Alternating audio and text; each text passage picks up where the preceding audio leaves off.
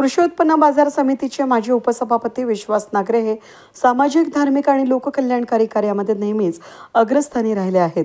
नुकत्याच सातपूर या ठिकाणी श्री नीलकंठेश्वर नगर महादेव मंदिर परिसरात पार पडलेल्या श्री संत जनार्दन स्वामी त्याचबरोबर नवग्रह मूर्ती प्राणप्रतिष्ठा सोहळ्यात त्यांच्या आणि आकाश नागरे यांच्या मुलाच्या सहकार्यानं कार्यक्रमास अत्यंत भव्य आणि यशस्वीरित्या हा पार पडला.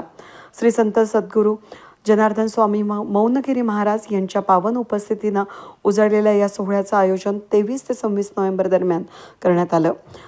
23 नोव्हेंबरला भव्य शोभायात्रेनं उत्सवाची सुरुवात करण्यात आली. 24 ते 26 नोव्हेंबर दरम्यान वेदमूर्ती राजाभाऊ खोचे आणि सहकारी यांच्या मार्गदर्शनाखाली महामृत्युंजय यज्ञ पार पडला. 26 नोव्हेंबरला प्राणप्रतिष्ठा आणि पूर्णाहुती सोहळा विधिवत पार पडला.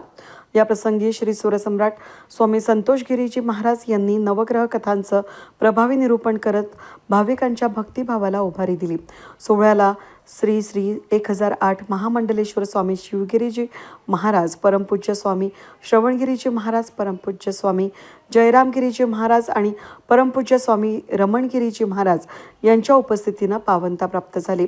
कार्यक्रमासाठी संदीप मौले परिवार, राजू काडे, प्रमोद तिडके यांच्यासह अनेक सेवेकरी कार्यकर्त्यांनी परिश्रम घेतले.